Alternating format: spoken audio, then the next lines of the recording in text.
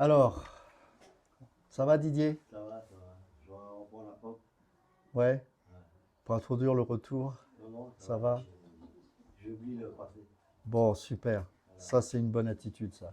C'est très bien. Elijah, ça va? La santé, ça va mieux? Ah, super, super. Bon, sois encouragé en tout cas. Jean-Luc, Ça va, toujours là, en forme? ouais, Mais oui, ça va. ça va. Par la foi, ça va. Ouais, tout à fait. Bon, on est content de t'accueillir parmi nous en tout cas. C'est super. Alors, ce midi, on aura la possibilité de prolonger ce moment ensemble autour d'un repas, évidemment. Christine, elle est là. Elle ne veut plus nous quitter, Christine. Ah, ça y est, c'est fini. Hein, notre Parisienne, elle s'est dit, ça y est, c'est ici que je m'installe. Hein. Donc, pour vous tenir un petit peu au courant de ce qui se passe, Christine était je crois que tu étais la première étudiante, en fait, hein, d'Idache. Il me semble, ouais, c'est ça. Donc voilà, et puis, bon, pareil, elle nous suivait bien avant déjà, mais bon, en tout cas, ouais, ça fait combien de temps? 5 ans? Ouais, 5 ans. Hein. Il y a Ouais. 10 ans en fait que je te suis. 10 ans, bah voilà, voilà. Voilà. Une fidèle des fidèles, voilà. Et puis elle est encore là maintenant, on n'arrive pas à s'en débarrasser, hein, c'est terrible. Hein. Bon, en tout cas, c'est super. Alors, j'avais demandé à des frères et sœurs s'il y avait des sujets que je souhaitais qu'on aborde en particulier. Donc, dimanche dernier, on avait parlé de quoi? Bien. Tu avais dit de la Genèse. On a parlé du... On parlerait de la Genèse aujourd'hui. Non. Non. Bien tenté, Lily. En... Alors j'ai dû rêver. Ah, je sais pas, mais... Hein, Bah après, ah non, tu confonds parce que Bruno avait fait un message et il y a quelques semaines de cela et on s'était dit, mais d'ailleurs c'est Alexandre qui l'a fait. Ah, c'est hier, j'ai parlé. Je crois, hein, c'est toi qui l'avais fait après. Hein. C'est Ah, ça. je devais pas être là. alors. C'est possible, ouais. C'est pour ça. C'est possible. Je crois qu'on l'avait enregistré, il me semble. Hein. Est-ce qu'il était coupé celui-là? Celui-là, il est passé. Donc tu pourras le réécouter. Ouais, ouais. Donc, Léna m'avait demandé aussi s'il y avait à l'occasion la possibilité de partager sur l'Odyssée. Alors, c'est un vaste sujet, l'Odyssée, c'est un vaste sujet. Et bah, il y a toujours une manière de prendre ce message un petit peu dans un catastrophisme ambiant. Je ne vais pas le prendre de cette manière. On ne va pas faire de l'eschatologie, je vous rassure, c'est un peu compliqué. Mais on va essayer de comprendre l'essence même et l'esprit qu'il y a derrière la Odyssée. Et je vais m'attaquer à quelques vaches sacrées. Donc, je suis désolé, mais ça va peut-être un petit peu remettre en question. Notamment sur la compréhension de ces fameuses 7 églises. Et c'est vrai que le problème, si vous voulez, avec l'enseignement, c'est que très souvent, on va prendre pour acquis des choses qu'on a entendues depuis 10, 20, 30 ans. Et on est convaincu que c'est ça. Et sans s'en rendre compte, on ouvre la Bible, on a l'impression que c'est dedans, mais en fait, ça n'a jamais été dedans. Et je crois qu'il est de notre responsabilité de se remettre en question et de dire, mais d'où ça vient, ces choses-là, et pourquoi on peut les affirmer avec tant d'assurance, alors que finalement, ben, très souvent, on va bien plus loin que ce que la Bible dit. Et c'est ça le problème. Donc, première vache sacrée auquel je vais m'attaquer ce matin, c'est que c'est cette église. Tu vas tomber depuis tout à l'heure. Je vais tomber? Ah oui, c'est vrai que je suis sur un fil. Tout le monde regarde mes pieds, je dis mais. Alors, il y en a qui sont gracieux, qui disent va tomber, il y en a d'autres qui disent va-t-il tomber? Je vois. Donc, merci David. En fait, c'est cette église, très souvent, vous avez dû l'entendre à plusieurs reprises, représente cette période de l'église. Qui l'a entendu ça? Levez la main ceux qui l'ont entendu. Donc, les 7 églises correspondent à cette période de l'église dans l'histoire de l'église. Qui l'a entendu? Levez la main. Ok. Moi aussi, je l'ai entendu. Et je me suis posé la question, mais d'où est-ce que ça sort, ça? Ben, ça sort de nulle part. Et je suis désolé, mais je crois que la Bible est en train de dire même le contraire. Et je vais vous le prouver. Vous voyez, ça, c'est des choses qu'on entend régulièrement, des choses acquises, et finalement, ben, elles ne sont pas dans les Écritures. Et ce qui est d'autant plus dangereux, c'est que le livre de l'Apocalypse, vous savez que s'il y a un livre qui est sujet d'interprétation, c'est bien celui-là. Et je vous donne un autre exemple. Il y a plein de signes qui sont décrits, alors qui sont eux par contre prophétiques dans le livre de l'Apocalypse. Et on va dire ça correspond à telle situation, tel moment de l'actualité, etc., etc. Sauf que tous les 10 ans, on change de version parce qu'on s'aperçoit que le temps se déroule et que finalement, ces choses-là, on croyait que ça correspondait à tel événement. Finalement, ça correspond aussi à un autre événement qu'on est en train de vivre. Pourquoi ? Parce que la parole, elle bouge, elle vit. Et si on commence à l'interpréter de manière figée, je parle du livre de l'Apocalypse, eh ben on risque de passer à côté de l'essence même de ce livre. Donc, on va prendre le thème de la Odyssée, mais déjà, on va expliquer le contexte. Alors, on va prendre Apocalypse chapitre 3.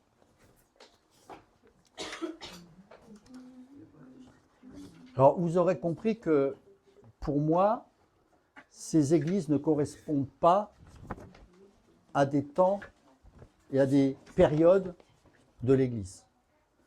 Ça ne veut pas dire pour autant qu'on n'y retrouve pas des caractéristiques à une certaine période.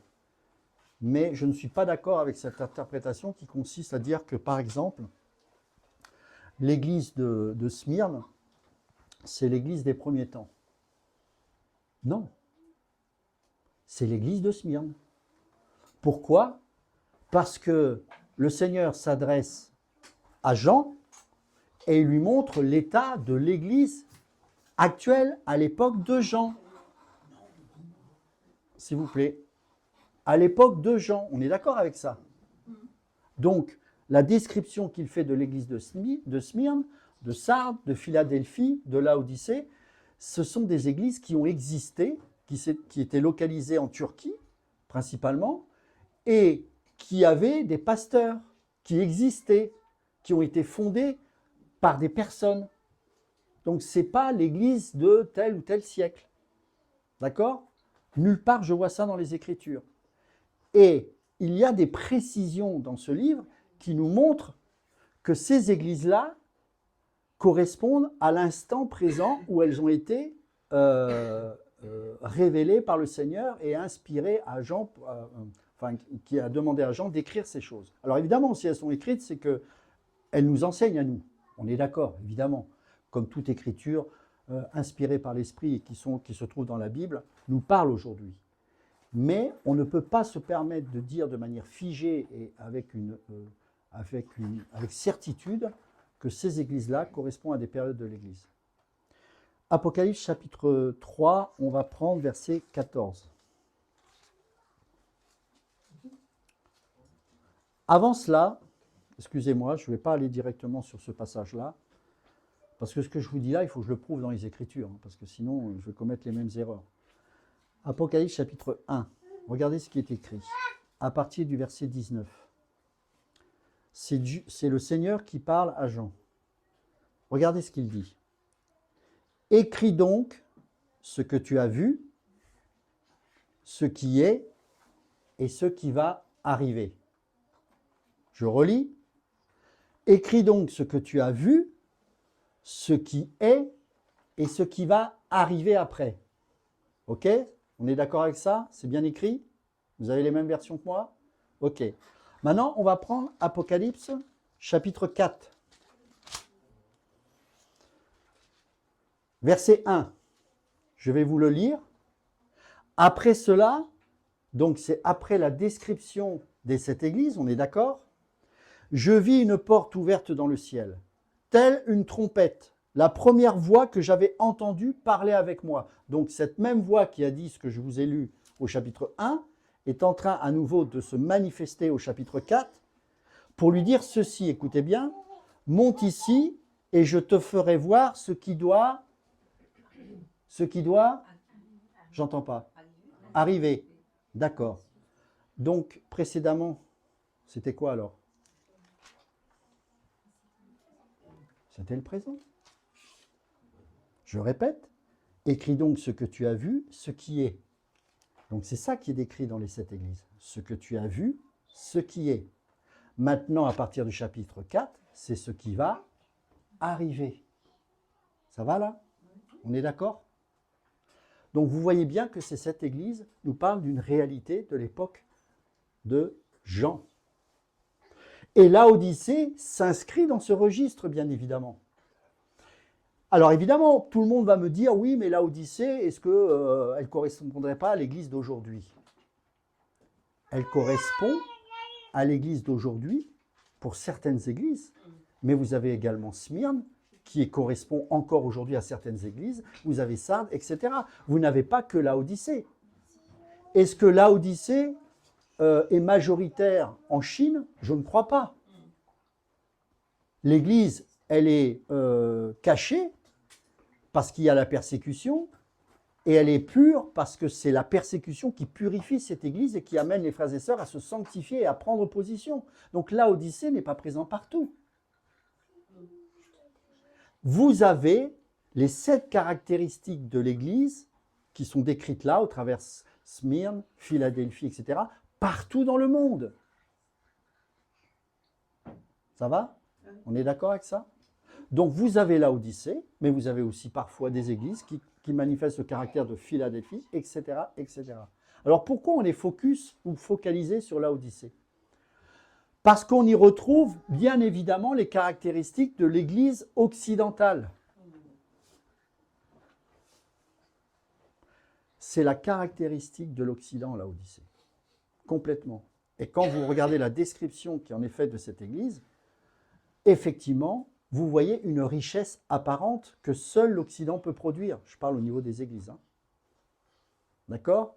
Il n'est pas possible d'avoir un tel faste dans une église, dans un pays persécuté. C'est impossible. C'est strictement impossible. Donc on voit bien que Laodicée n'est possible que dans un contexte où cette richesse puisse se manifester.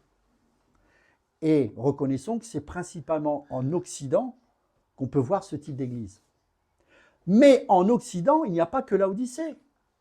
J'ose espérer que nous ne faisons pas partie de l'église de Laodicée. Enfin, j'espère. Vous voyez ce que je veux dire?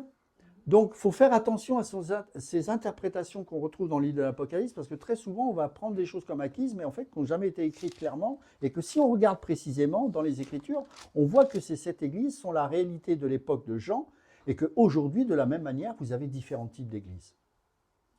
Maintenant, pourquoi, et Léna a raison de me poser cette question, pourquoi, enfin, de me proposer ce sujet, pourquoi il est important de connaître Laodicée? Parce que nous sommes effectivement, nous, en plein dedans, en Occident, bien évidemment. Il faut savoir que dans toute l'histoire de la Bible, de Genèse à Apocalypse, vous avez 2 villes. Il y a Augustin d'Hippone, pour certains qui l'appellent Saint-Augustin, avait bien compris ça. Il y a la ville terrestre et la ville céleste. Il y a la Jérusalem céleste, la Jérusalem terrestre. Mais il y a aussi la Babylone, la prostituée, et il y a l'épouse, la Vierge. Et dans le monde, vous avez ce système de dualité qui combat encore aujourd'hui. Et pas que religieux, politique également. Je vous rappelle que ce n'est pas Dieu qui a créé les villes. À partir de quand les villes ont été créées? Est-ce que vous vous souvenez de ça? Caïn. Le modernisme, tout ce qui est industrie, le fer, etc., les villes, c'est à partir de Caïn. Et de l'autre côté, donc vous avez 2 généalogies qui grandissent en parallèle, comme ça. Vous avez celle de Caïn, et puis l'autre, c'est qui? Seth. Et celle-ci, quelle était sa particularité? Comment ils vivaient, eux? Seth, les enfants qui suivront? C'était des nomades. Dieu a créé la nature. Il n'a pas créé les villes. C'est l'homme qui a créé les villes. Donc Laodicée s'inscrit dans cette pensée-là. Laodicée, pourquoi l'église de Laodicée est rejetée par Dieu? C'est parce qu'elle reproduit le système de Caïn, c'est-à-dire qu'elle s'imprègne de la pensée du monde et elle spiritualise le matériel. La spiritualisation je ne sais pas si ça se dit, mais du matériel, c'est ce qu'on appelle aujourd'hui le kingdom now. La théologie de la prospérité est le fruit de la théologie de Caïn. C'est-à-dire que c'est un système qui nous vient des villes, c'est un système qui est le produit de l'homme, qu'on a institué dans une religion et qui malheureusement a infiltré l'Église, car l'Église de Laodicée reste une Église. Hein. C'est une Église. Le Seigneur la voit comme une Église. Mais c'est la seule Église où il n'y a aucun compliment de fait. Toutes les autres Églises, même s'il y a des reproches, bon, je ne parle pas de Philadelphie, Smyrne, qui sont vraiment agréés de Dieu, mais les autres, même s'il y a des choses, ils sont à côté de la plaque, il y a quand même des bonnes choses. Pas Laodicée. Il n'y a rien. Il n'y a aucune bonne chose. Pourquoi? Parce qu'elle a été comme un buvard vis-à-vis du monde. Elle a été un buvard, c'est-à-dire qu'elle a bu littéralement toutes les richesses de ce monde et elle s'en est fait une religion. Alors le prétexte, c'est Christ derrière. Mais ce n'est pas le Christ de la parole. Alors évidemment, dans ce système, il y a des frères et sœurs. Sinon, ce ne serait pas appelé une église. On est d'accord. Mais Laodicée nous parle parce que c'est une église qui règne en Occident, car elle a les moyens de ses ambitions. Il fut un temps, l'Occident, alors c'était surtout au XIXe siècle, je parle pour les évangéliques, hein, parce que les évangéliques ont été très tardivement sur le champ missionnaire. Hein. Ce n'est qu'au XIXe siècle, vous vous rendez compte? C'est-à-dire que de la réforme luthérienne jusqu'au XIXe siècle, il y a eu quasiment 0 missionnaire. Il y en a eu, mais très peu. C'était les catholiques. On a retrouvé des catholiques jusqu'au Japon. Il va falloir retrouver des traces avec les frères moraves qui, eux, partaient avec leur cercueil sur le champ missionnaire parce qu'ils savaient qu'ils allaient mourir sur place. C'était quelque part les protestants en fait, qui étaient engagés. Mais d'une manière globale, c'est qu'à partir du 19e siècle, où là, enfin, les évangéliques vont comprendre qu'il faudra travailler le champ missionnaire pour éviter que l'Église catholique continue à diffuser leurs fausses doctrines. Donc, on a eu les Hudson Taylor, on a eu tous ces gens-là qui sont partis en Chine, etc., etc. Et donc, l'Occident, à ce moment-là, a utilisé l'argent pour l'évangélisation, pour amener effectivement Dieu dans ces contrées. Malheureusement, l'Occident, plus l'Occident continue à s'enrichir, plus l'Église a commencé à s'imprégner de cette richesse mondaine et à changer le message. C'est la raison pour laquelle la plupart des évangélistes que vous voyez aujourd'hui en Afrique amènent un message corrompu basé sur l'argent. Et comme c'est adressé à des gens qui n'ont pas d'argent, vous pensez bien qu'ils ont épousé facilement cette religion. Mais il y a très peu de nouveaux.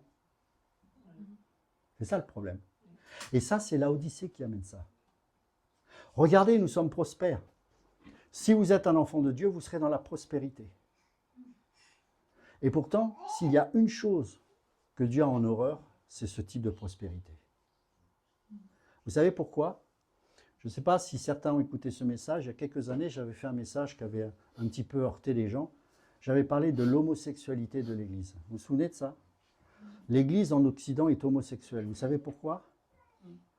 La caractéristique d'un homosexuel, c'est que ce sont deux êtres qui s'unissent pour se satisfaire eux-mêmes individuellement. Il n'y a pas de connexion possible. C'est logique. Puisque c'est un homme et une femme qui se mettent ensemble. Et quand un homme et une femme se mettent ensemble, il y a une vraie connexion parce qu'il y en a un qui émet et l'autre qui reçoit. C'est très différent. Eh bien, l'Église, elle fonctionne comme ça. L'Église n'a pas pour vertu d'émettre, mais de recevoir. C'est-à-dire que l'Église est un réceptacle de la grâce de Dieu. D'accord?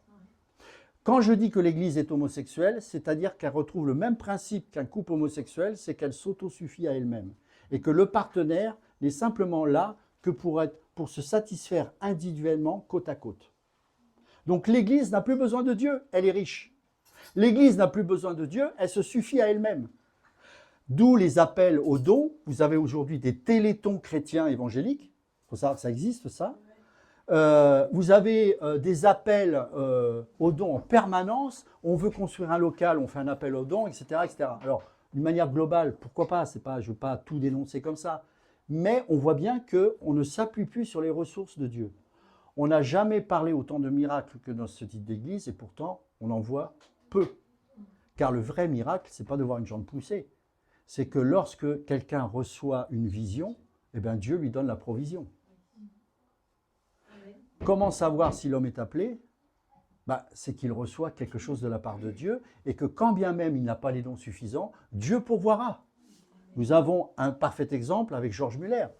Georges Muller a géré des orphelinats, il a brassé des centaines de millions de livres sterling, il est mort avec 0 centime en poche. Parce que Dieu pourvoyait au jour le jour. Et il a pu bénir. Mais aujourd'hui, il faut des banques, il faut stocker, il faut amasser. Ça, c'est le principe de Laodicée. Et pour faire des conversions, il faut séduire. Je vous rappelle que la séduction est la conséquence du péché. Une prostituée n'a pas d'autre choix pour attirer quelqu'un et le regard que de séduire. Dieu ne séduit pas, il convertit, il transforme, il régénère. La séduction est du diable. Et malheureusement, l'église de Laodicée est rentrée dans cette séduction.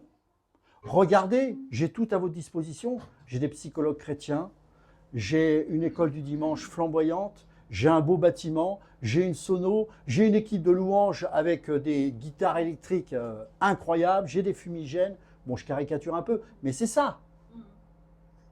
Ça ne veut pas dire que Dieu est forcément absent de ce genre d'endroit, mais ça veut dire que déjà, là, Laodicée est en train de transpirer dans ce genre d'église. Parce qu'on dépend plus de ses propres ressources que des ressources divines. Et là, il y a danger. Et le principe de Laodicée, c'est que justement, elle est homosexuelle, c'est-à-dire que son plaisir se trouve en elle-même. Regardez comme mon bâtiment est beau. Regardez comme il est grand. Vous prenez la plus grande église, je crois, enfin, c'est peut-être plus la plus grande, mais pendant très longtemps, ça a été la plus grande. Vous prenez l'Eckwood Church qui a 22 000 membres. Je me rappelle, moi, je suis passé devant, parce que mon pasteur, à l'époque, que j'accompagnais, me faisait découvrir les méga church. C'était un concept que je ne connaissais pas, moi. Il me dit, voilà, ça, c'est la plus grande église du monde. Vous rentrez là-dedans, c'est le marchand du temple. Il y a un supermarché, mais Dieu, je sais pas, il y a un globe qui tourne là dans cette salle, mais il n'y a pas de croix. La mort à soi n'est pas prêchée. La pauvreté en esprit, la dépendance de Dieu, le brisement, la sanctification. Il y a la grâce, mais une fausse grâce. Ça, c'est Laodicée. Mais elle attire. Pourquoi? Parce qu'il y a tout. Ici, l'été, c'est compliqué, il fait chaud. Hein, on l'a expérimenté, on a mis des gros ventilateurs.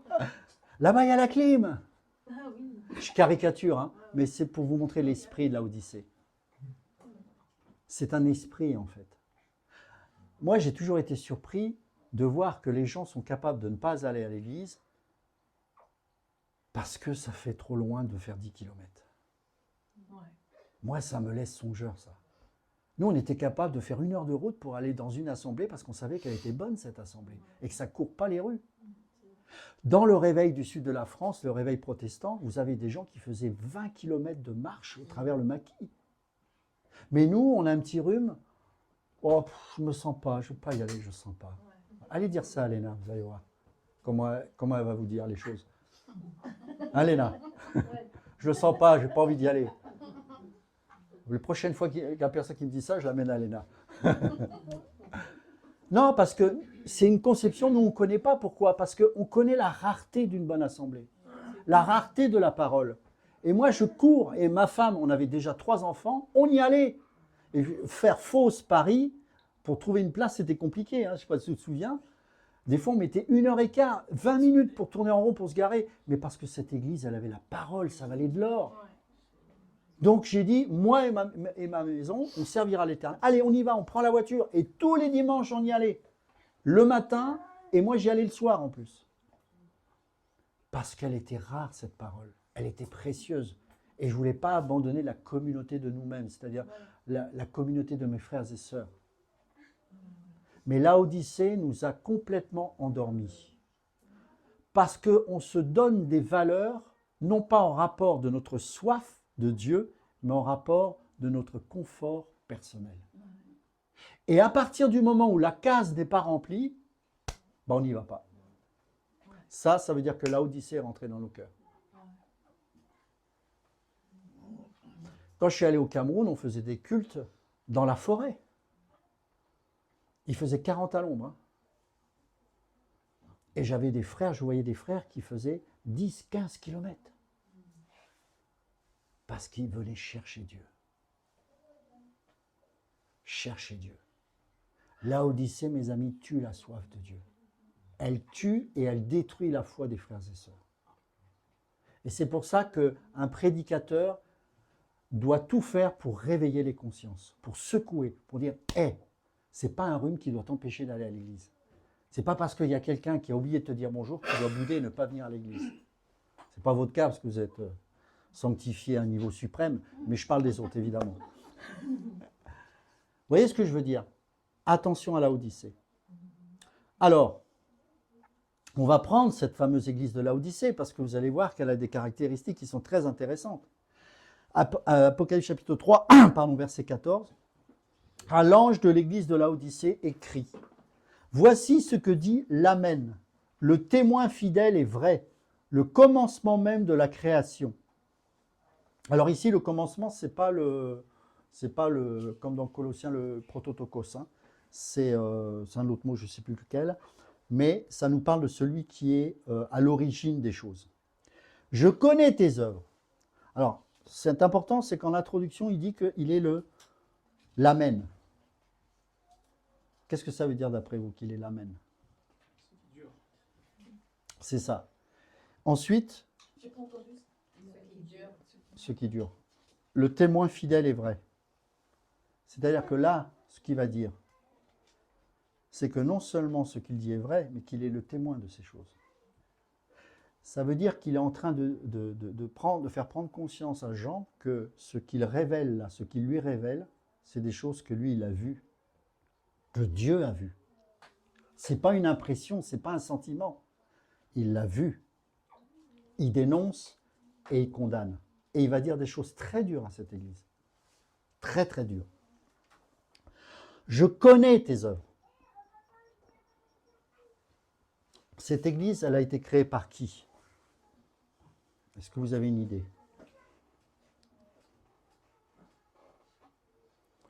Vous trouvez ça dans la Bible. Hein? En fait, l'Odyssée se trouvait près de quelle ville qui fait partie des épîtres de Paul? Non, c'est pas loin. Enfin, c'est pas loin. À pied, ça fait loin, mais Colosse. D'accord? Et on va prendre Colossiens.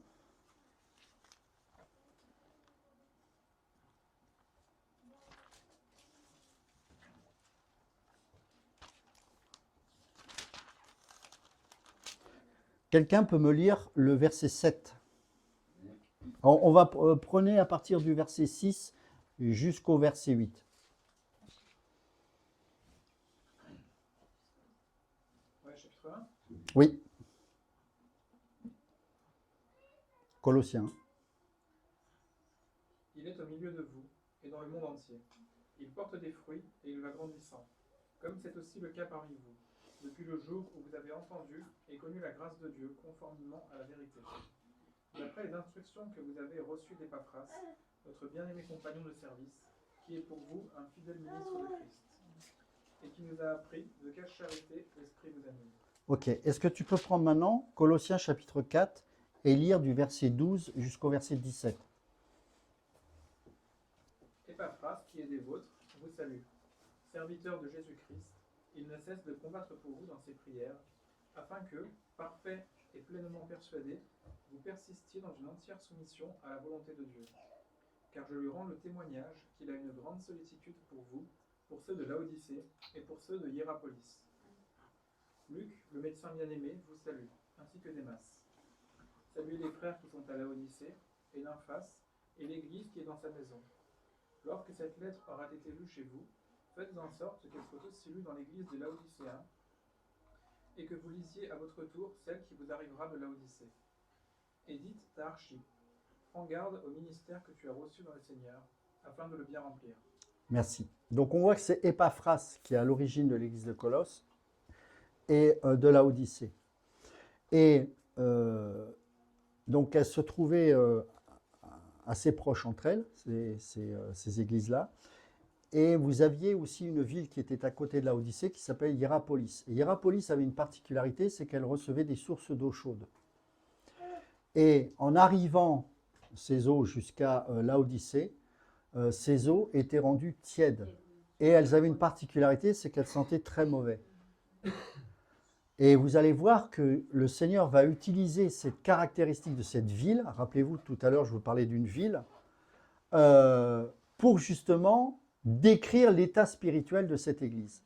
Donc on voit bien que en décrivant les caractéristiques de cette ville, il y a une incidence sur la spiritualité de cette même église. C'est-à-dire que là où l'église devait impacter la ville dans laquelle elle se trouvait, eh bien finalement c'est l'inverse qui s'est produit, c'est que c'est le monde qui est rentré dans l'église, qui a impacté cette église et qui a communiqué son idéologie, sa conception de la vie, sa conception du monde. Rappelez-vous, je vous ai dit que la ville est issue du fruit de Caïn. C'est une conception humaine. C'est pour ça que vous avez des buildings. Les buildings, ce sont des petites tours de Nimrod, quelque part, qui ressurgissent et qui sont là pour défier Dieu. La ville, c'est la caractéristique de l'orgueil humain. On se regroupe au lieu de se disperser. Dans la parole de Dieu, il est dit de croître, de multiplier et de se disperser. Et Jésus reproduira ce commandement. Il y a eu le premier commandement dans Genèse, croissez, multipliez-vous, etc. Ensuite, le même commandement à Noé. Et ensuite, Jésus dira, allez, faites de toutes les nations des disciples. Donc, je dis toujours qu'on reconnaît une église non pas de la manière dont elle se remplit, mais dont elle se vide. Alors, il me dit, ça y est, maintenant il veut virer tout le monde. C'est pas ça. Quand je dis qu'elle se vide, c'est de former des disciples. Allez, faites de toutes les nations des disciples. On n'est pas là pour regrouper des frères, pour se rassurer. Ah, regardez mon église, il y a plein de gens. Alors, je ne dis pas qu'il ne faut pas de gens, bien évidemment que si. Mais ce que je veux dire par là, c'est que Dieu est pas dans le regroupement, mais dans la dispersion, dans la multiplication. On n'additionne pas les âmes, on les multiplie. La multiplication est le résultat d'un fruit. L'addition est le résultat d'une concentration. Quand on additionne, on ne transforme pas les vies. Elles ne changent pas. Et il ne faut surtout pas qu'elles changent puisqu'elles doivent rester sur ces chaises. Quand on multiplie, on prend le risque de voir des appels se lever. C'est important tout ce que je vous dis. C'est les principes d'une église. Là, on touche quelque chose d'important. Je crois que vous en êtes conscients. C'est tout le message de la Bible. Et donc la ville, elle est là pour vous concentrer. Alors que vous voyez un agriculteur, pendant la guerre, ceux qui sont sortis, ce sont les agriculteurs. Parce qu'ils ont la terre, parce qu'ils ont les fruits, parce qu'ils ont la vigne, parce qu'ils ont la nature qui a été créée par Dieu, parce qu'ils dépendent des ressources divines. Parce que lorsque quelque chose doit pousser, il faut qu'il pleuve. Alors que lorsque quelque chose doit croître dans une ville, il faut la science, il faut la technologie. Et pour que les gens ne s'échappent pas, il faut mettre des caméras, il faut contrôler. Vous comprenez le principe de la Odyssée ? Eh bien, c'est le même esprit qui existe dans ces églises. L'addition, le contrôle, la technologie, on additionne, mais on ne multiplie pas. Ah, vous avez des centres de formation, mais ces centres de formation vous apprennent à être des bons perroquets, du ministère, pas de Dieu. C'est-à-dire que vous remarquerez que ces gens-là parlent comme le fondateur. Ils prient comme le fondateur. On a tous connu ça. Enfin, en tout cas, moi, je l'ai connu, ça. Alors que celui qui multiplie, la personne vit devant Dieu et croit devant Dieu. Elle a sa personnalité. C'est son ego qui doit être crucifié, mais pas sa personnalité. C'est ce qui fait sa richesse. Ce qui fait que quand Alexandre prêche, vous voyez bien que ce n'est pas la même chose que moi. On est d'accord ? J'espère. Bon. Mais c'est ça la richesse. Si c'est pour reproduire un perroquet, autant que je reste tout seul. Ou autant prendre l'original, on est d'accord. Mais par contre, si vous avez différentes personnes qui ont leur vie avec Dieu, avec leur personnalité, c'est ce qui va produire la richesse. Et ce qui va vous donner envie vous-même de le servir. Parce que vous dites, si Ludo prêche, je peux le faire. C'est un défi, c'est-à-dire se dire, c'est pas dans le sens qu'il est bon ou mauvais, c'est pas ça. C'est que si un homme sauvé par grâce est appelé par Dieu pour partager la parole, pourquoi pas moi? C'est dans ce sens-là qu'il faut le voir. Pourquoi pas moi? Et le fait de former des gens comme ça, tout en respectant leur personnalité, ça doit vous donner envie de le faire aussi. Parce que sinon, vous allez vous dire, ah, j'ai intérêt à ressembler à telle personne, donc il va falloir que je parle comme lui, il va falloir que je prie pour lui. Ça crée des tensions, ça crée du stress, et finalement, c'est comme si vous travailliez dans une mégapole, dans une ville. Il faut se lever à 8 h du matin, et vous allez 2 heures de transport. C'est le même principe, c'est le principe de Babylone. Sauf qu'au lieu de se trouver dans une ville, il est dans une église. Mais c'est le même esprit. C'est l'esprit de Laodicée. C'est l'esprit de Laodicée. Et à partir de ce moment-là, s'installe un autre esprit qu'on appelle l'esprit de contrôle. On commence à vouloir contrôler les gens. On commence à surveiller les gens. Ça ne veut pas dire qu'on fait ce qu'on veut. Mais il n'y a plus cette soumission volontaire. Il n'y a plus ce désir de considérer l'autre comme supérieur à soi-même, comme dit Paul en Philippiens. Et comme on a peur des gens, vous savez, les dictateurs, ils ont peur d'une chose. Ils ont peur de la foule et du peuple. Et dans l'église de Laodicée, on a peur des gens. Et donc on contrôle. Pour pas que ça échappe. Or, là où est l'esprit, là est la liberté. Ce n'est pas le bazar, hein, mais c'est l'esprit qui doit régner. Et l'esprit ne peut pas régner dans Laodicée. L'esprit ne peut pas régner dans le contrôle. C'est pour ça que très souvent, vous avez des réveils qui ont bien commencé. Mais à partir du moment où on commence à mettre des règles, des contrôles, l'esprit s'en va. Quelle est la caractéristique de Laodicée à la fin de sa description? Est-ce que vous vous souvenez? Regardez, c'est très intéressant. Apocalypse chapitre 3.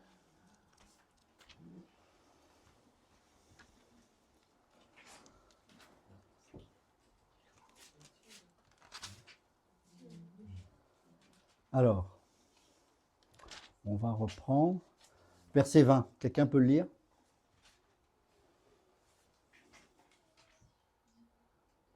Apocalypse chapitre 3, verset 20. Voici, je me tiens à la porte et je frappe. Si quelqu'un entend ma voix et ouvre la porte, j'entrerai chez lui. Je souperai avec lui et lui avec moi. Ah!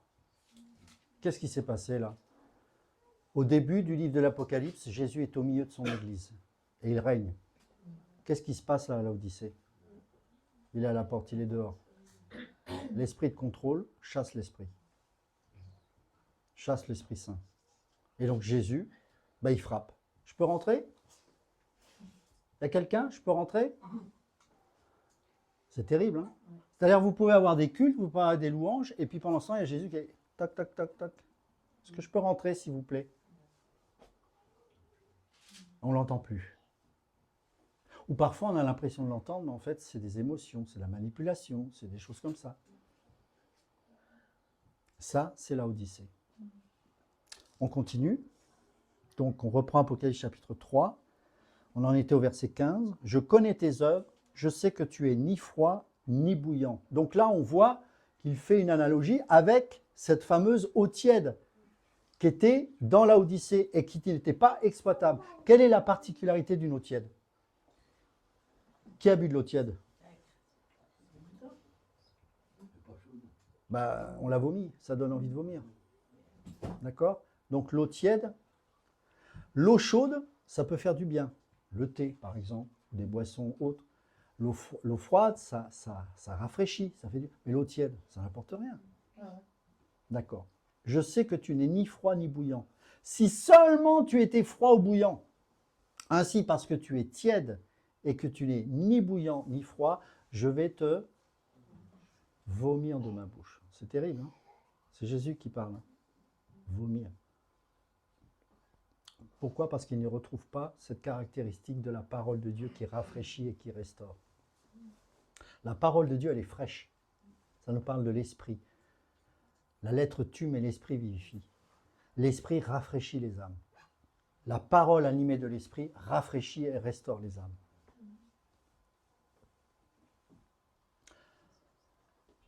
Parce que tu dis, je suis riche, je suis devenu riche, je n'ai besoin de rien. Vous avez vu l'homosexualité là? Je n'ai besoin de rien. Je n'ai besoin de rien. C'est terrible, hein? Une église qui dit, je n'ai besoin de rien. Jésus dira, sur ce fameux sermon sur la montagne, heureux les pauvres en esprit. Qu'est-ce que ça veut dire, heureux les pauvres en esprit? Ils réfléchissent pas. C'est ça. Heureux les pauvres en esprit, c'est qu'ils ont besoin de Dieu. Ils reconnaissent qu'ils sont dépendants de Dieu, qu'ils sont pauvres sans lui. Ça veut juste dire ça. Mais là, il est dit, je n'ai besoin de rien. La ville se suffit à elle-même. La ville a sa propre énergie. On a ici un maire qui fait, c'était super ce qu'il a fait, hein, c'est pas une critique. Hein. Il a montré le réseau de chauffage urbain qui est incroyable hein, sur cette ville. Donc voilà, mais cette ville produit sa propre énergie, elle est autonome. L'agriculteur, il ne peut pas être autonome. Il est dépendant de la météo. Il est dépendant de la semence qui doit pousser.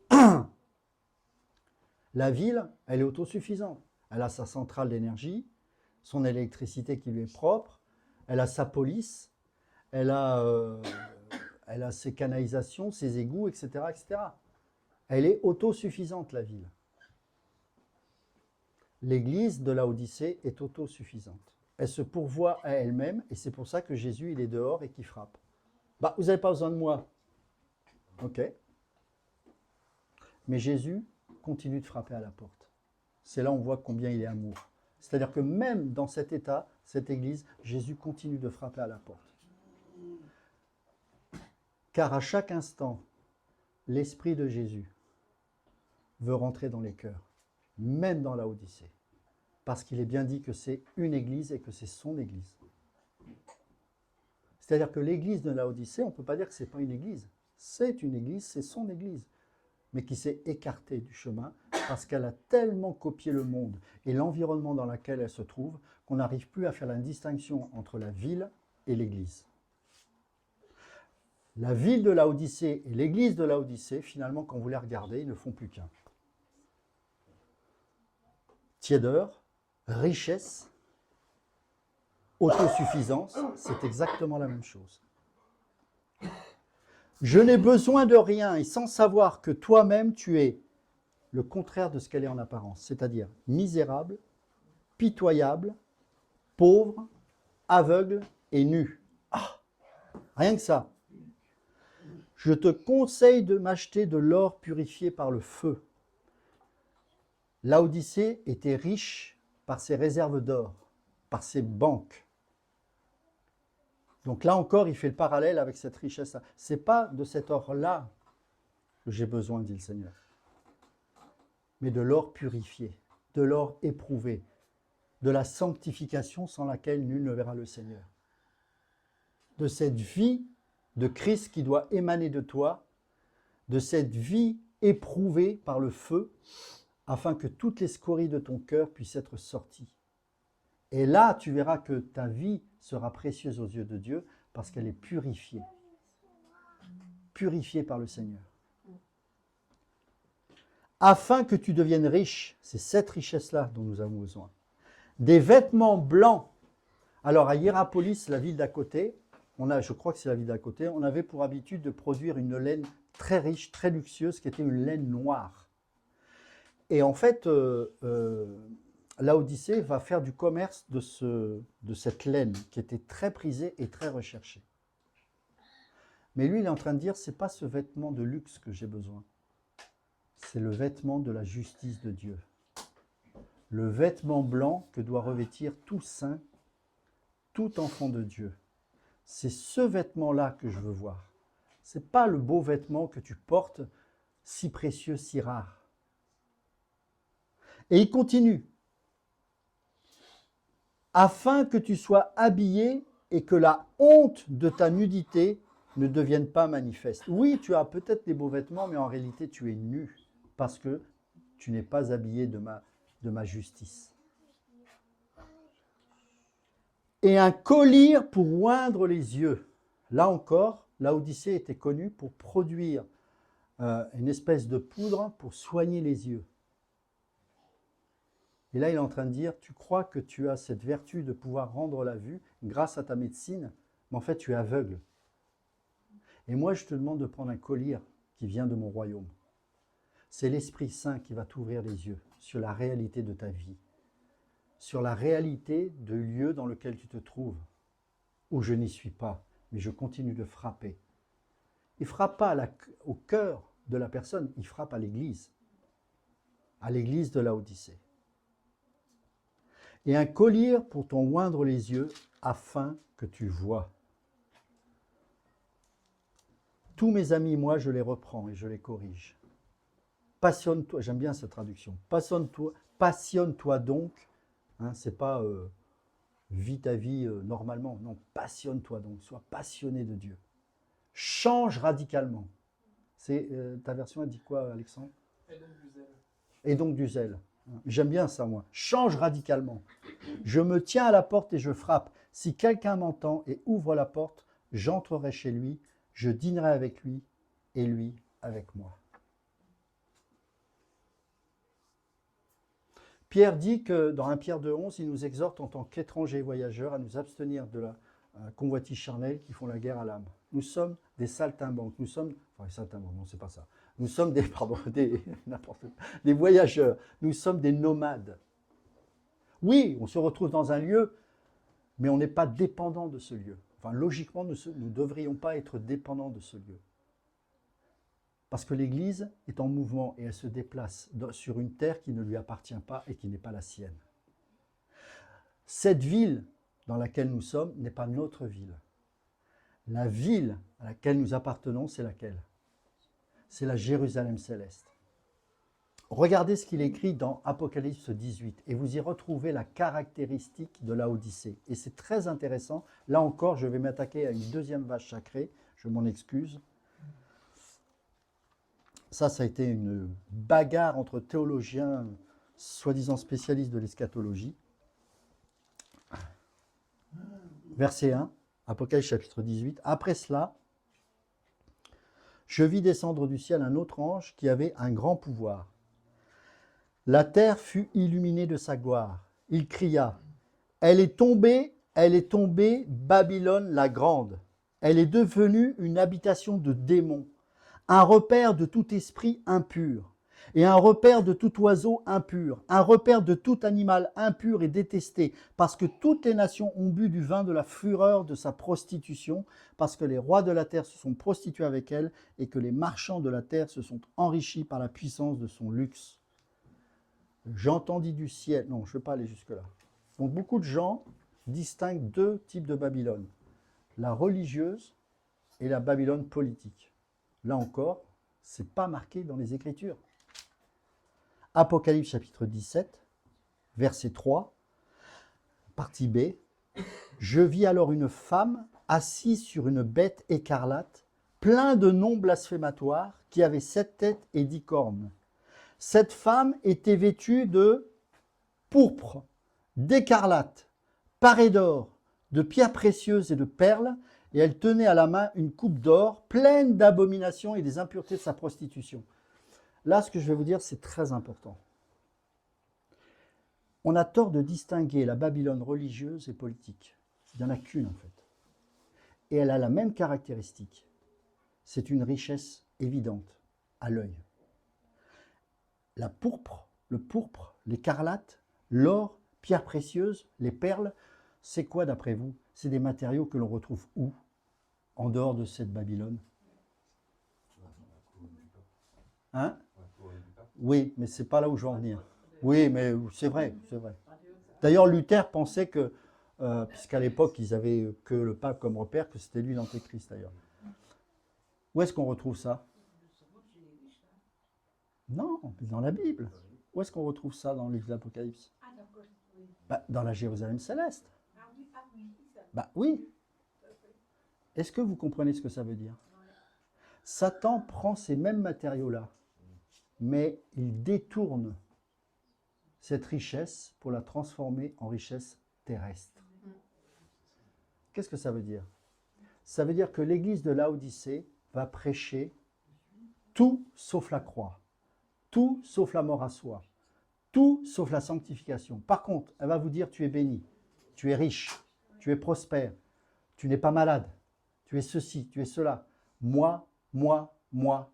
C'est-à-dire que l'or, ce que nous sommes destinés à vivre dans la Jérusalem céleste, c'est-à-dire un corps glorifié, quelque chose de beau, de magnifique, avec tous les matériaux qui la composent, l'or, les perles, tous les diamants, etc., toutes ces choses-là qui ont une portée spirituelle, Satan les prend pour en faire quelque chose de terrestre, afin que le peuple reste ici Ici, il nous veut ici, il dit reste là.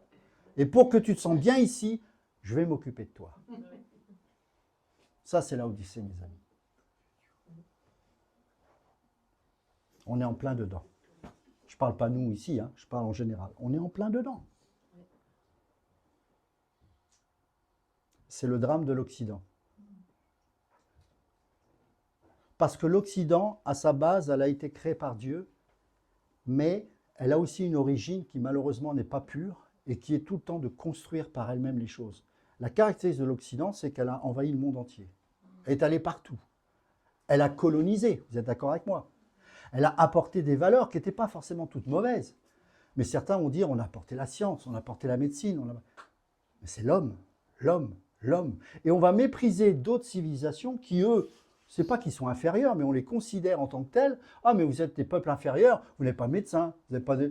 Mais c'est parce qu'ils n'en ont pas besoin, parce qu'ils ont un autre mode de vie. C'est pas pour autant qu'ils sont plus bêtes. C'est juste qu'ils vivent peut-être plus comme des nomades. Oh, mais toi, tu n'es pas béni, tu es malade. Toi, tu n'es pas béni, tu n'as pas une Mercedes. C'est pas que je ne suis pas béni. C'est peut-être que je dépends plus de Dieu que toi. Je n'ai pas besoin de toutes tes ressources. Toi, tu estimes que tu as besoin de ça pour montrer combien tu es élu de Dieu. Moi, c'est Dieu qui le prouve lui-même. Je n'ai pas besoin de le prouver. Par la foi que je manifeste en toutes circonstances, favorables ou non. C'est le contraire de la Odyssée. Et ce système de la grande prostituée, quand Dieu la montre à Jean, il est dit qu'il en fut étonné. Et le mot étonné, c'est presque séduit, tellement il est impressionné. Et moi, dans un premier temps, je pensais qu'il avait peut-être vu la basilique Saint-Pierre à Rome. Tout. Parce que moi, j'y suis allé là-bas. C'est vrai que c'est impressionnant. Mais en fait, on a tout faux. C'est pas ça du tout. C'est plus profond que ça. C'est tout un système à la fois politique, financier et religieux. C'est-à-dire que les deux sont de mèche. C'est pour ça que plus l'Église prospère matériellement, plus il y a des chances que derrière les instances, vous y voyez des francs-maçons, vous y voyez des grands politiciens. Pourquoi ?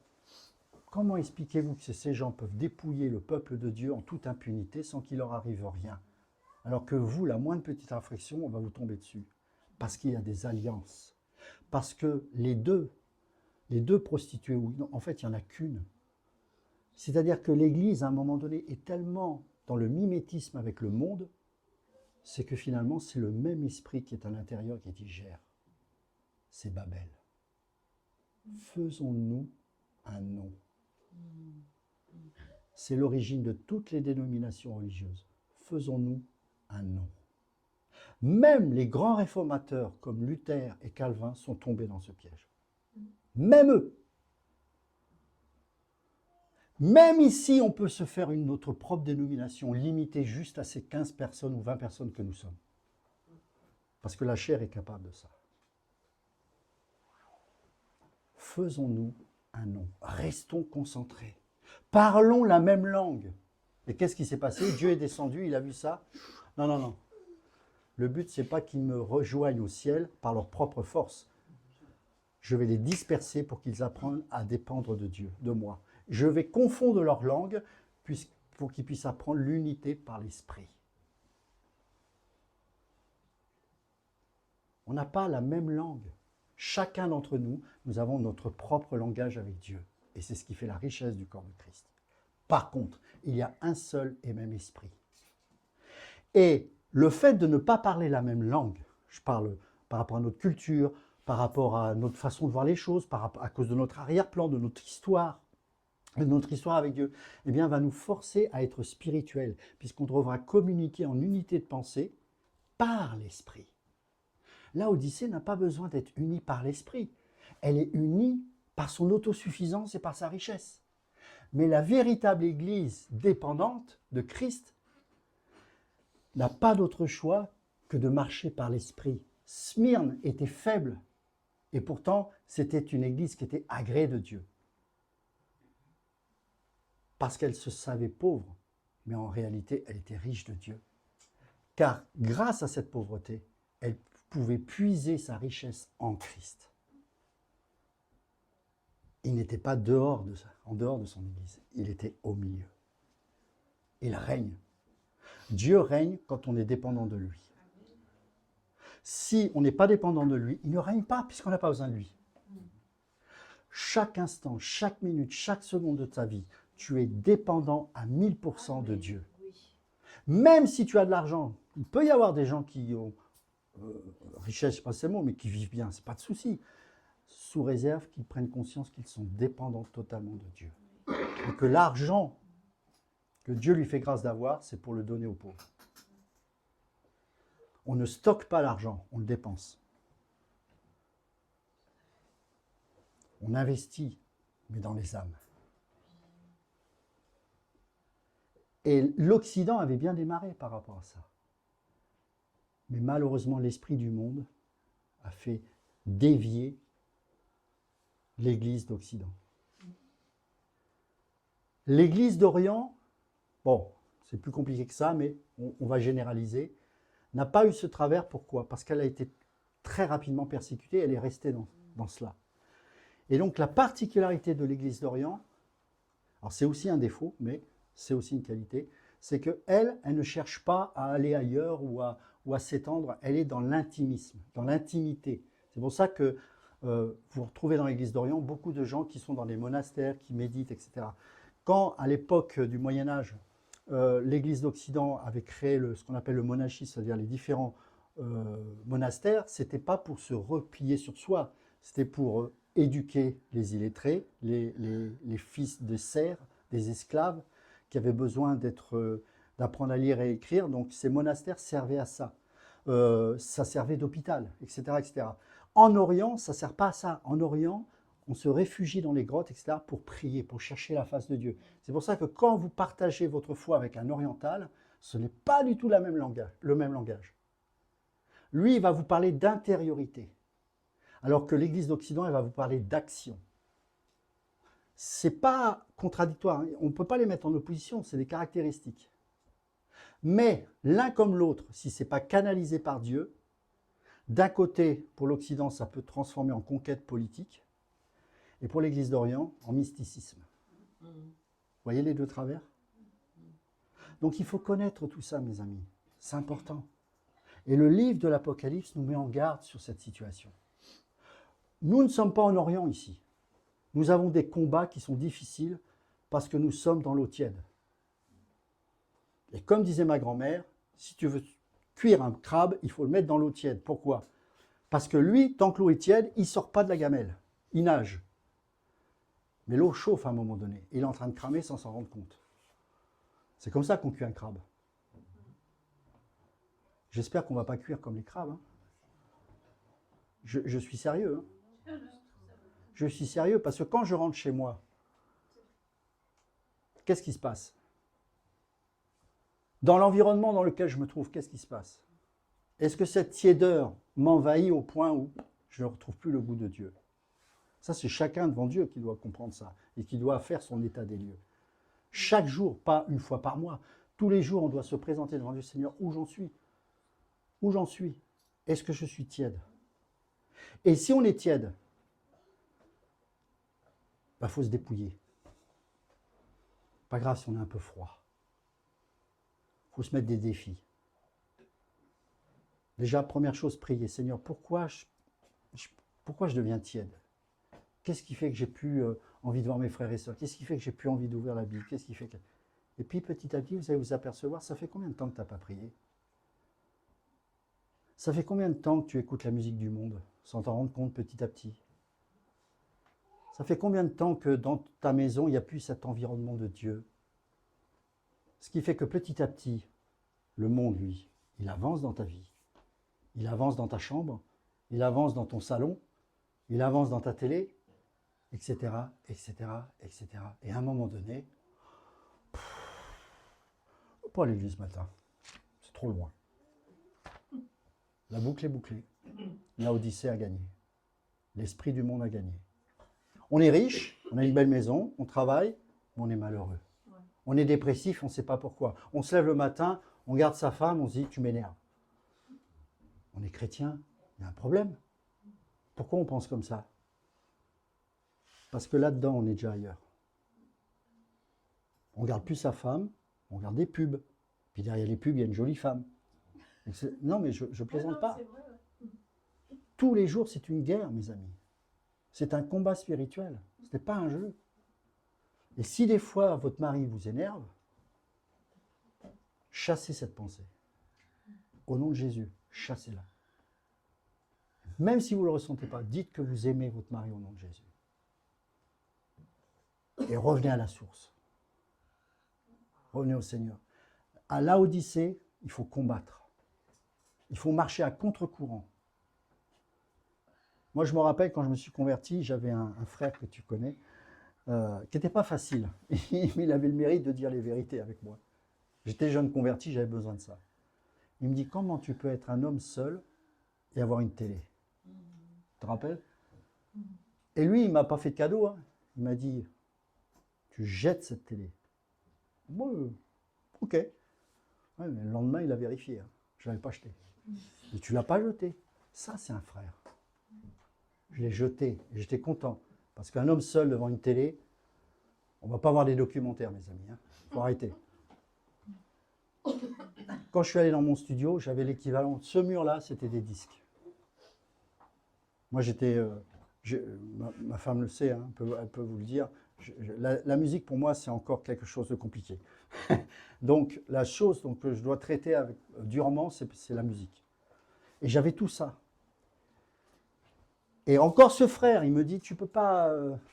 ça, là, Pink Floyd, tout ça, là, c'est pas bon. Encore lui, rabat-joie. Et je savais que c'était l'esprit qui lui parlait.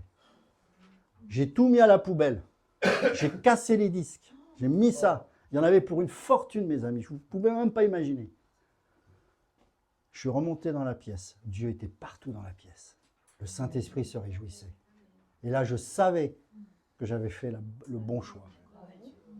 J'ai marché à contre-courant contre Laodicée. C'est bien, mais vous savez, il ne faut pas croire que le diable va vous laisser tranquille. Parce que 10, 15 ans après, vous êtes en voiture, en déplacement, et puis il y a Wish You Were Here de Pink Floyd qui est en train de passer. Aïe, aïe, aïe, et ça revient. Mais je ne comprends pas, j'étais guéri. Non, c'est pas ça. C'est pas le souci d'être guéri ou pas guéri. C'est que tu dois continuer à combattre. Éteins cette radio, change de chaîne, mets les louanges. C'est un combat, c'est un combat, c'est un combat, c'est un combat. Dans la persécution, dans l'église d'Orient, ce n'est pas les mêmes combats. Il n'y a pas ces tentations-là. Il y en a d'autres, hein, attention. Hein. Ce n'est pas plus facile. Hein. Mais nous, c'est notre combat. Et si on ne le dit pas, ben on va se laisser happer. Et ce qui fait qu'au bout de quelques mois, on va avoir des gens qui vont venir et puis qui... Mais ce n'est pas le problème du message ou de l'église, c'est que c'est souvent chez nous, on baisse la garde. Laodicée ne vous fera jamais de cadeau. Vous savez, quand le principe de Laodicée, c'est une prostituée. À l'intérieur, ça pue la mort, c'est pourri, c'est mauvais. Mais à l'extérieur, c'est plein de charme. Mais une fois qu'elle vous a capté, qu'elle vous a séduite, cette prostituée, vous rentrez dans un processus de mort. Pas la mort à soi, hein, de mort spirituelle. Alors que l'Église de Christ, en apparence, c'est exactement le contraire. Elle n'est pas forcément très jolie, mais il y a la vie à l'intérieur. Ce sont des êtres faibles qui n'ont pas d'autre choix que de dépendre uniquement de Dieu. Le tabernacle, je l'ai dit souvent ça, mais je pense que c'est important de l'entendre encore, c'est que lorsque vous voyez les 4 tapis qui couvraient le lieu saint et le lieu très saint, le seul tapis qui était visible à l'œil nu, c'était le tapis le moins joli. Le plus beau, il était à l'intérieur. Mais qu'est-ce que Jésus dira des pharisiens? Vous êtes des sépulcres blanchis, vous êtes beaux de l'extérieur, mais à l'intérieur, c'est pourri. Docteur de la loi, mais pourri. Pourquoi? Parce que vous passez votre temps à cacher votre péché par le vêtement de la religiosité. Et ça, c'est aussi l'esprit de Laodicée. En d'autres termes, et pour terminer avec ça, l'esprit de Laodicée, c'est l'esprit de Babylone, tout simplement. C'est pas qu'il y ait une église et un système politique à part, c'est que c'est un seul et même système. Chaque système politique a besoin d'une religion. Sachez-le. Le système politique dans lequel on se trouve en France a sa religion. Laquelle, d'après vous? La laïcité. C'est sa religion. Regardez l'Élysée, comment est construit l'Élysée. C'est un tabernacle. L'hémicycle, les colonnes dorées, c'est un temple. Comment on appelle un endroit où se retrouvent les francs-maçons? Un temple. Ce n'est pas un jeu. Ils savent. Ils ont leur Dieu. Ils ont leur religion. Et s'ils peuvent capter même des évangéliques, on le voit avec les Trumpistes et compagnie, hein, vous avez vu tous les évangéliques qui tombent dans le panneau, c'est le même esprit. On commence à être dans la politique. On commence à porter les étendards. On fait la même chose que ce qu'ont fait les catholiques quand il fallait faire des croisades. La même chose. C'est un combat, mes amis. Et nous avons besoin du discernement. Et tous les jours, dès maintenant, lorsque vous allez quitter ce lieu, vous aurez à combattre contre l'esprit de Laodicée. C'est notre combat à nous, les Occidentaux. Je vais terminer avec, encore une fois, avec Apocalypse chapitre 18. Regardez, c'est fort hein, ce que dit Jésus. Hein. C'est Jésus qui parle là. Regardez, verset 4, Apocalypse 18, verset 4. J'entendis du ciel une autre voix qui disait, écoutez bien, sortez du milieu d'elle. Sortez du milieu d'elle, mon peuple. Sous-entendu, pas les autres, ce n'est pas notre souci. Mon peuple, sortez vite. Sortez vite. Ah, mais moi je suis un enfant de Dieu, je risque rien. Ah bon? Alors Dieu dit de sortir, donc c'est qu'il y a un risque, mes amis. Sortez du milieu d'elle, mon peuple, afin que vous ne soyez pas associés à ces péchés et que vous ne receviez pas une part de ces fléaux, car ces péchés se sont accumulés jusqu'au ciel et Dieu s'est souvenu de ses forfaits. Bon, après, on ne va pas lire la suite, mais sortez du milieu d'elle. Sortez, mes amis. Et pas l'affronter en disant « Ah, même pas peur ». Sortez, fuyez. Respectez la puissance de cet esprit. Fuyons. Notre combat est dans la fuite. Fuyez l'impudicité. Résistez au diable. Et sortez de Babylone. Pas de politique. Pas de religion. Sola scriptura. Seule la foi, seules les Écritures. Dieu seul. Amen. Amen. Est-ce que vous avez des questions ou des commentaires? Moi aussi. Oui. Une question, comment je vis à Montargis? Bon, je ne suis pas de Montargis, mais comment je vis concrètement dans la vraie vie à Montargis tout en vivant dans la Jérusalem céleste? Comment je... Est-ce qu'on ne s'investit pas? On ne travaille pas pour notre ville? Voilà, c'est ça. Ça veut dire en fait que comme on est des voyageurs, des étrangers sur la terre, on participe à rien. En fait, je ne parle pas d'être grande chanteuse, Oui, je comprends. d'être actrice et tout ça. Je te parle de la vie sociale avec les gens du monde, etc. Comment je fais pour concilier ça et puis avoir la tête dans les nuages Très bonne question, très importante. Question très importante. Je vais te donner un exemple, pas forcément spirituel, mais qui peut nous parler. On connaît beaucoup de gens qui se battent pour des causes et eux-mêmes ont traversé des épreuves et ces épreuves, ils ont eu des difficultés à les vaincre, ils ont pu les vaincre et ils ont décidé de créer une association pour aider ces gens qui ont eu les mêmes problèmes que eux. Mais avant de se lancer là-dedans, il a fallu qu'ils soient guéris. Imagine un toxico qui a à cœur de s'occuper des toxicomanes, c'est super. Mais imagine un toxicomane qui est encore accro. Comment veux-tu qu'il fasse? Le problème des chrétiens aujourd'hui, je pense, c'est que beaucoup de chrétiens sont pleins de bonnes intentions, mais ils ne sont pas guéris. Tu ne peux donner que ce que tu as reçu. C'est-à-dire que je suis pour un engagement. Et je dis amen à ça. Si, par exemple, le maire de Montargis demande de l'aide à un chrétien, foncez.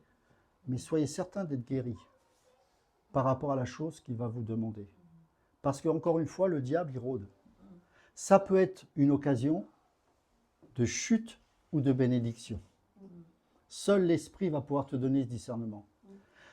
Ça peut être parfois une erreur, on pense que c'est de Dieu, et finalement on a commencé ça et on s'aperçoit que, ah non, ça ne peut pas aller, je suis en train de m'enfoncer. Donc là, bah, on se repent et on fait autre chose. Ça peut être une opportunité parce que le Seigneur a vu que ça y est, je t'ai fortifié, je t'ai enraciné là-dedans, donc du coup tu vas pouvoir maintenant donner ce que je t'ai donné. Et là, à ce moment-là, tu peux t'engager à fond. Et ça, c'est chacun devant Dieu qui peut juger ces choses. Mais c'est sûrement pas la passivité, et tout à fait. Ça répond? Ouais. Ouais. Est-ce que vous avez d'autres questions, des commentaires? Allez-y, hein. Sentez-vous libre. Est-ce que ça vous parle, ça? C'est important, hein. Moi, je suis pas convaincue de l'histoire d'enlever tous les disques là et jeter. Je comprends pas ça. Bon, C'est compliqué. Hein. Moi, c'est... je peux répondre Ouais, à ça, vas-y. Parce que ça dépend de ta relation avec ces disques. Voilà, c'est ça. C'est tout. Il y a des personnes qui sont capables d'écouter Bob Marley, par exemple, sans en faire une idole. Voilà. Moi, par exemple, de temps en temps, j'aime bien des chansons françaises, si j'étais président, des choses comme ça. Souvent, quand ça passe, bah, j'aime bien, j'écoute. Mais par exemple, Bob Marley, c'était pour moi une idole. Et je sais que dès que je me mets à l'écouter, je recommence à l'aimer comme avant. Et Dieu me dit, tu vois, lui, tu dois couper complètement. Ah oui, oui. Pourquoi? Bah, parce que je l'adorais. Mais pourquoi faut pas l'adorer? Non, on n'adore que Dieu. Parce que lui, c'était mon Jésus avant que je rencontre Jésus. Et lui, les Pink Floyd et tout ça, ils ont dirigé sa vie. Le Seigneur avant. Oui, voilà. Lui, tous ces disques-là, ils ont dirigé sa vie avant. Il l'emmenait même dans des... Oui, dans des choses pas bonnes. À fumer des choses, etc. et tout ça. Donc, il ne pouvait plus les avoir, les avoir là. Mais il peut écouter une chanson classique. Ah, j'aime beaucoup, par exemple, il y a des variétés françaises, j'apprécie la poésie, le côté. Je sais prendre du recul, mais surtout ce que j'ai jeté, c'est ce qui construisait ma vie. Oui, voilà, c'est ça. Et c'est à cause de ça que je suis devenu dépressif, toxico, etc. Ah, oui, tu vois? Donc, je ne pouvais pas garder ça. Parce que des fois, le Seigneur guérit à un point, enfin, il paraît que c'est possible. Au contraire, la musique et tout ça. C'est ma thérapie. Mais en fait, si tu veux, moi, tout ce que j'avais devant moi, c'était des choses qui me liaient au passé, qui n'est plus le mien maintenant. Tu vois? Par contre, cet amour de la musique, bah, ça me permet d'écouter des louanges, etc. Tu vois? Alors, c'est vrai que je suis un peu difficile parce que j'aime la bonne musique. Donc, du coup, j'écoute certaines choses, mais en rapport avec Dieu, tu vois? Mais ces choses-là, c'était pour moi une occasion de chute. Par exemple, Pink Floyd, on parlait de Pink Floyd, ben moi ça me ramenait un spleen, quelque chose qui n'est plus ma vie. Je suis plus dépressif, je suis plus dans ces choses-là. Je suis libéré, je suis joyeux parce que le Seigneur est ma vie. Donc pourquoi je vais écouter des choses qui vont me ramener à du désespoir? Parce que c'est très désespérant, Pink Floyd. Hein. Si vous connaissez les textes, c'est suicidaire. Hein. Donc voilà, tu vois. Après chacun, hein, il y en a qui écoutent ça un peu plus comme des observateurs, tu vois. Bon bah ça va. Un élément de réponse, pour répondre à ta question, c'est toujours la même question à se poser. C'est là où est notre cœur, là est notre trésor. Exactement. C'est ça. Que ça soit l'activisme, les relations, l'argent, la musique, n'importe où. Chacun ses combats. Il faut se poser la question. Si ça prend une place que ça ne devrait pas avoir, bah faut que ça vienne. Ah, quand ça devient vraiment trop. Sur place avant Dieu, effectivement. Comme il dit, il faut trancher. Hein. Il faut trancher. Il faut s'examiner. Et si on voit que ça, effectivement, ça prend de la place dans notre cœur, ça doit virer. C'est presque ce que tu disais. Oui. C'est vrai que je pense que c'est là, c'est que les violences, on parle de dessus, c'est vraiment, il y a des choses. Moi, c'est le football, par exemple, j'étais passionné de ça. Je sens que quand ça passe à la télé, il y a une sorte. C'est presque hypnotique. Ça attire. On reste là devant l'écran. On sait que c'est pas bon, ça nous édifie pas. On n'a rien gagné à regarder ça. Ouais. Il y a du plaisir quand même. C'est charnel. Oui, c'est charnel. Est-ce que je peux lui dire, tiens, ce soir on va manger un serpent revenu? Tu peux aller aussi. Il va pas du il est tout, pas il est ailleurs. Il est dedans. Il est dedans, il peut se passer n'importe quoi, il est hypnotisé en fait. Et on sent que c'est pas bon. En fait, c'est des idoles. Hein. Ouais. C'est des idoles. Moi, j'aimais beaucoup le milieu biker, par exemple. Je me rappelle, je m'étais approché des bikers, donc c'est des gens qui roulent en Harley Davidson, et moi, j'étais passionné de ce genre de moto. quand je me suis rapproché du Seigneur et que je me suis véritablement engagé, j'avais encore une moto et j'avais un rendez-vous dans ce club. C'est impressionnant. Je suis arrivé avec cette moto, j'ai regardé au loin ce bar, pourtant c'était des potes, hein. J'ai l'impression que j'avais vu plein de démons. J'ai eu peur. J'ai eu peur. Pourquoi? Parce que derrière ça, il y avait l'alcool, il y avait la bière, il y avait les gros mots, il y avait des trucs satanistes, parce que les bikers, il y a des têtes de mort, il y a plein de choses comme ça. J'ai eu peur parce que le Seigneur m'avait tellement renouvelé spirituellement que j'étais capable de discerner ce qui s'y passait spirituellement. Du coup, qu'est-ce que j'ai fait? J'ai fait demi-tour, j'ai vendu la moto, terminé. Après, pour d'autres, ils vont avoir une moto, il n'y a pas de problème. Moi, j'aime bien les voitures, ce n'est pas une idole pour autant, il n'y a pas de souci. Mais il faut en fait se sonder soi-même, est-ce que ça, c'est devenu une idole? Est-ce que je suis tellement attaché à ça que ça m'empêche de vivre réellement des choses que Dieu demande que je vive? C'est ça en fait. Et ce que tu dis, c'est ça, hein, le foot pour beaucoup, ça peut être de n'importe quel sport. Hein. Par exemple, il y a des grands champions sportifs, je pense à un que mon fils connaît, il est le plus grand pour moi de tous les temps en tennis. Enfin, sa main, j'ai dit le tennis, c'est pas grave. Mais quand... ah non, ça c'est... Non. Il est au-dessus, il est bien au-dessus. Mais j'aime bien aussi. Mais quand il a fallu prendre position par rapport à sa foi, il était prêt à perdre son tennis. Hein. Le gars, pourquoi? Parce qu'il a un rapport, il est en même temps dans l'excellence et dans la consécration de son sport, mais je pense qu'il y a un message plus élevé qui le porte.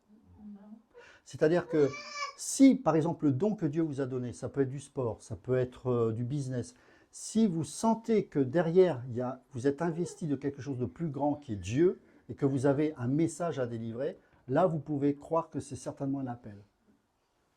Mais il faut être certain de ça.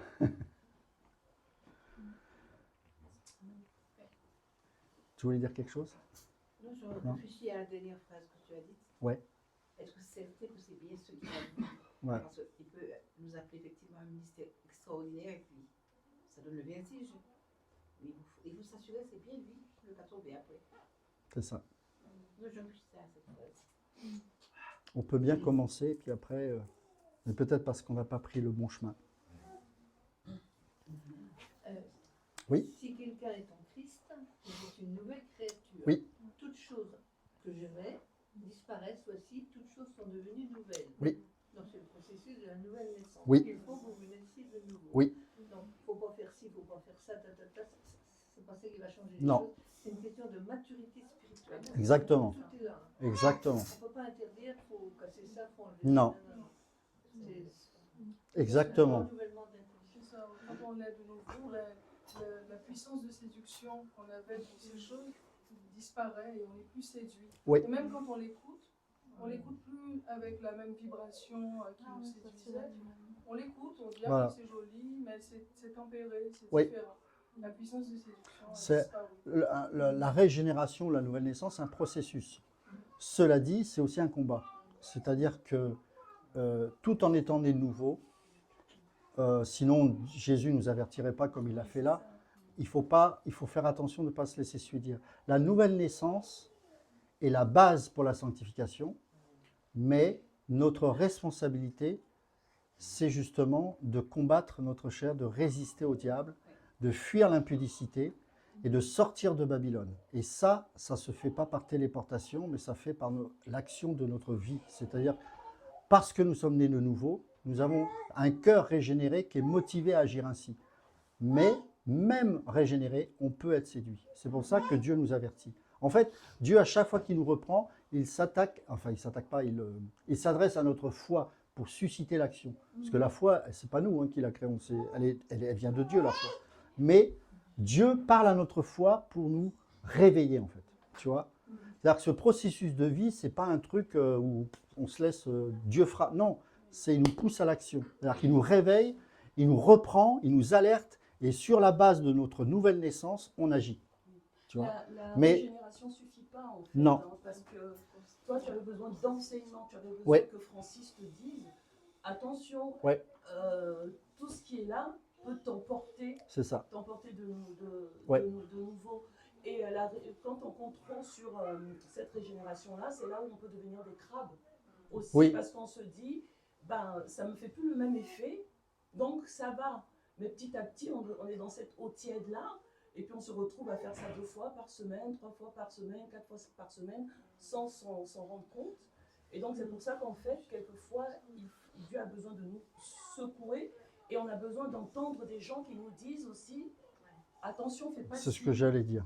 c'est pas bon. Voilà, moi ça m'a sauvé que des gens me disent, Ouais. attention, si je comptais sur mon... Je suis complètement d'accord. C'est ce que tu me dis ça, mais je voulais le dire, c'est que nous-mêmes, nous pouvons nous séduire. Oui, c'est ça. Nous-mêmes, nous pouvons croire que nous sommes super spirituels et on a besoin des autres. Moi, si j'avais pas eu ces frères pour me reprendre, j'aurais perdu du temps. Je serais peut-être pas dans le monde, mais j'aurais perdu du temps dans ma vie. Et c'est là où le corps de Christ a aussi son importance. L'amour, c'est pas simplement faire des bisous. Hein.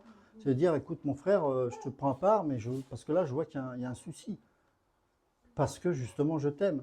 Et parce que nous-mêmes, on se trouve toujours bien. Voilà, c'est comme ça. Je me regarde, je dis, ouais, t'es spirituel. Parfois, on peut se mentir, ou parfois, on manque de lucidité parce qu'on est dans l'action. Et donc, on a besoin de quelqu'un d'extérieur pour... Et bien sûr, surtout la parole. Parce que c'est elle qui est là et qui nous réveille. Donc, la base, évidemment, c'est la nouvelle naissance, parce que sans la nouvelle naissance, il ne peut pas y avoir ce changement. De toute façon, ça, c'est sûr. Et c'est là le problème, c'est que souvent, nous avons des églises où il y a des gens qui ne sont pas nés de nouveau, mais comme on veut absolument que les gens changent, on produit des dogmes religieux. Donc, il y a les péchés capitaux, là, chez les catholiques, il y a des trucs comme ça, parce qu'on voit bien qu'il y a quelque chose qui cloche, mais ça ne transforme pas les vies. Ça met des jougs. Voilà. Mais la chose que j'ai constatée aussi, c'est que Dieu nous pousse dans notre retranchement quand il nous a parlé par un frère, une sœur, et que vraiment nous n'obéissons pas. Eh bien, il nous met quelquefois face de mur, nous colle la tête sur le mur pour comprendre qu'il faut réagir. Et là, ça fait mal. Mais regarde les propos de Paul, c'est quand même très dur. Il s'adresse à quelqu'un qui est né de nouveau. Il dit, si quelqu'un résiste, hein, il était prêt à le remettre à Satan. C'est fort, hein, pour qu'il soit sauvé comme au travers du feu. Mais sauvé. C'est difficile à comprendre pour nous, ça. Mais l'amour de Paul pour son frère était tel qu'il n'avait pas peur de l'exposer jusque-là, parce que c'était plus possible autrement. Mais au moins, il est sauvé. J'appelle ça une extrémiste, c'est sauvé d'extrémiste, comme au travers du feu. Mais voilà, ça va jusque-là. Hein. C'est pour ça que quand vous regardez les témoignages de l'Église des premiers temps, les rapports entre les uns et les autres n'étaient pas du tout les mêmes. Il y avait une telle redevabilité et transparence. Alors c'est sûr que le contexte est différent, j'en conviens. Mais c'est comme ça qu'ils tenaient en fait. L'exhortation, c'est aussi se reprendre, se censurer, de s'aimer, de s'encourager, hein, parce qu'on a besoin de s'encourager aussi. Hein. Là, on parle d'un aspect, mais tout à fait. Ça va? Ouais. Ah oui, elle a disparu. Oui. Néla, on a besoin de toi. Hop, je t'arrive. Donc, reprenez chez vous, quand vous aurez le temps, Apocalypse chapitre 3. Apocalypse chapitre 3. Uniquement 3, les 2 premiers versets du chapitre 4. Et reprenez Apocalypse chapitre 17 et 18. Et ensuite, vous comparez tout ça avec Apocalypse 20, quand il fait la description de la Jérusalem céleste. Vous allez voir, c'est... En fait, Satan, il caricature tout, en fait. Il prend ce que Dieu fait pour l'amener à la terre. Il veut qu'on soit fixé sur cette terre. Vous savez pourquoi? Dans 1 Corinthiens 15, il y a eu un croisement de destinée. Il est parlé des étoiles que nous sommes au ciel. Rappelez-vous, Dieu a montré à Abraham toutes ces étoiles. Ainsi, aussi nombreuse sera ta descendance. D'accord? Donc, il parlait des enfants par la foi. C'est pour ça que nous sommes fils d'Abraham et pas fils de Moïse. Mais Satan a été précipité du ciel. Ça, c'est extraordinaire. En fait, on s'est croisés. Lui, il descend, nous, on monte. Mais s'il peut en choper quelques-uns, là, pour... Vous voyez ce que je veux dire? C'est une image, hein, c'est pas parfait. Mais je pense que ça peut nous saisir. Reste. On est bien là. Ah non, non, non, non, non, moi je suis pas bien là. Moi je veux aller là-haut. C'est une course, hein, la foi. On stagne pas. Hein. L'eau tiède, elle stagne. Mais l'eau fraîche, c'est un courant d'eau vive. Ça coule. C'est une rivière. C'est magnifique. Et nous, on est dans cette rivière. Vous voyez, c'est ça, croisement. Satan était précipité, nous.